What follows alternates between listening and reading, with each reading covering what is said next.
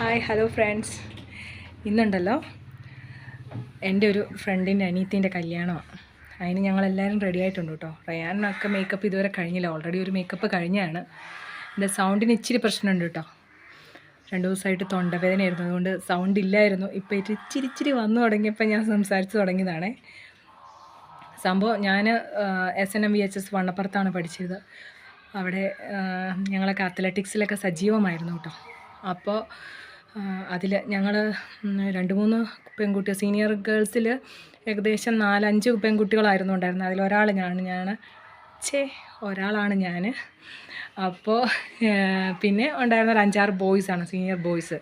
അവർ +1 +2 ആണ് നമ്മുടെ സ്കൂളിൽ വന്ന് ജോയിൻ ചെയ്തത്.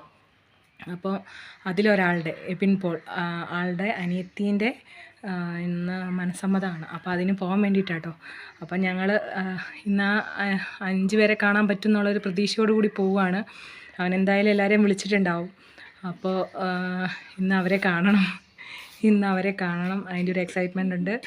പിന്നെ അവരുടെ ഫാമിലി എല്ലാവരും ഞങ്ങൾ ഇടയ്ക്കൊക്കെ കൂടുമായിരുന്നു കേട്ടോ. ഞങ്ങളുടെ ഒരു ബാച്ച് എന്ന് പറഞ്ഞാൽ എല്ലാ ടീച്ചേഴ്സിനൊക്കെ ഭയങ്കര പഠിക്കണ സമയത്ത് ഇച്ചിരി നല്ല ഉഴപ്പാണെങ്കിലും പിന്നീട്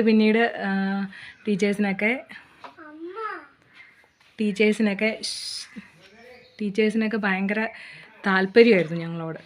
അപ്പോൾ അങ്ങനെ അവരുടെ അടുത്ത് പോവുകയാണ്. അപ്പോൾ അവിടെ ചെന്നിട്ട് അവരെയൊക്കെ പരിചയപ്പെടുത്താം കേട്ടോ. എന്തായാലും ഇതാണ് ഞാനിട്ടിരിക്കുന്ന വേഷം. പെണ്ണും ചെറുക്കനും പള്ളിയിൽ നിന്ന് ഇറങ്ങിയപ്പോഴേക്കും ആട്ടോ എല്ലാവരും എത്തിയത്.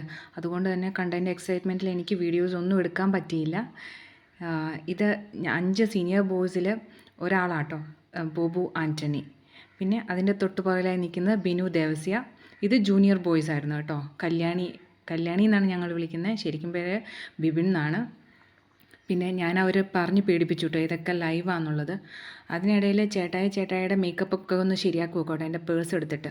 അപ്പോൾ പേഴ്സിലെ പൈസ അടിച്ചു മാറ്റുന്നതെന്ന് പറഞ്ഞപ്പോഴത്തേനും പിന്നെ ഈ കാലി പേഴ്സ് കിട്ടിയിട്ട് എനിക്ക് എന്താ കാര്യം എന്നുള്ള ഒരു പുച്ഛഭാവത്തോടെ ചോദിച്ചിട്ട് എന്നെ ഇതാക്കി. പിന്നെ അവിടെ ഖജനാവിന്ന് വല്ലതും തന്നാലല്ലേ എൻ്റെ കയ്യിൽ കാണൂ എന്നുള്ളത് ഓർത്തപ്പോൾ പിന്നെ ഞാനൊന്നും മിണ്ടാൻ പോയില്ല കേട്ടോ.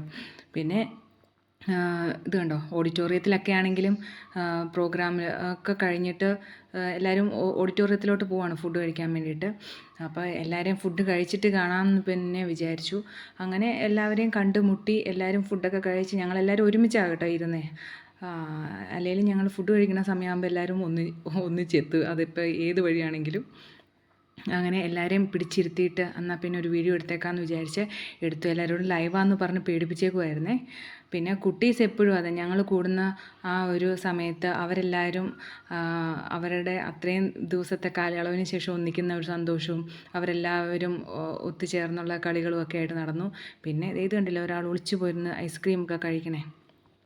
പിന്നെ എല്ലാവരെയും പിടിച്ചിരുത്തി ഞങ്ങളെടുത്തു. അതിനിടയിൽ ഞങ്ങളുടെ ക്യാപ്റ്റൻ രതീഷ് ഗോപി ഇതായിരുന്നു കേട്ടോ. ഞങ്ങളെല്ലാവരെയും കൈവെള്ളയിൽ കൊണ്ട് നടന്നിരുന്ന ഞങ്ങളുടെ സ്വന്തം ക്യാപ്റ്റൻ രതീഷ് ഗോപി, SNMൻ്റെ ഞങ്ങളുടെ അത്ലറ്റിക്സിൻ്റെ ക്യാപ്റ്റൻ. പിന്നെ അവനും കുട്ടികളും ഒക്കെ ആയിട്ട് അവിടെ ഇരിപ്പുണ്ടായിരുന്നു. പിന്നെ എനിക്ക് എൻ്റെ മേക്കപ്പ് ഇച്ചിരി കുറഞ്ഞു പോയോ എന്ന് എനിക്കൊരിടയ്ക്ക് സംശയം തോന്നിയിരുന്നു കേട്ടോ. പിന്നെ അവരെല്ലാവരെയും യാത്രയാക്കുന്ന ഒരു തിരക്കിലൊക്കെ ആയിരുന്നു ഞങ്ങൾ. പിന്നെ അപ്പോഴേക്കാണ് എബിൻ പോൾ ഇറങ്ങി വന്നിരുന്നത്. ഞാൻ അവനെ 2 വാക്ക് പൊക്കി പറയാമെന്ന് വിചാരിച്ച് കഴിഞ്ഞപ്പോൾ അവൻ പറഞ്ഞു അത്രയും വലിയതായിട്ട് പൊക്കണ്ട, കുറച്ച് താത്തി പറഞ്ഞാൽ മതിയെന്ന്. അങ്ങനെ ഇതാണ് ഞങ്ങളുടെ എബിൻ പോൾ. ആളിപ്പോൾ റെയിൽവേയിലാട്ടോ, വലിയ പുള്ളിയാണ്. അപ്പോൾ എല്ലാവരും ആ ഒരു തിരക്കിനിടയിൽ അവൻ ഞങ്ങളെ എടുത്ത് ഓടി വരികയും ഞങ്ങളോട് സംസാരിക്കുകയൊക്കെ ചെയ്തു. പിന്നെ അവൻ്റെ വൈഫ് ടെസ്ലിനെ ഞങ്ങൾക്ക് കാണാൻ പോലും കിട്ടിയില്ല കേട്ടോ. കാരണം ക്യാമറയുടെ ഫ്രണ്ടിൽ നിന്ന് മാറാൻ അവൾക്ക് സമയം കിട്ടിയില്ല, നാത്തൂൻ്റെ കല്യാണമൊക്കെ അല്ലേ. പിന്നെ ഞങ്ങൾ കുറേ ഫോട്ടോസൊക്കെ ഒരുമിച്ച് എടുത്തതെല്ലാം ഞാനിതിനകത്ത് ആഡ് ചെയ്യുന്നുണ്ട് കേട്ടോ. എന്തായാലും നല്ല അടിപൊളിയായിരുന്നു. ഞങ്ങളെല്ലാവരും ഒന്നുകൂടെ ഒന്നിക്കാൻ ഞങ്ങൾക്ക് കിട്ടിയൊരവസരം.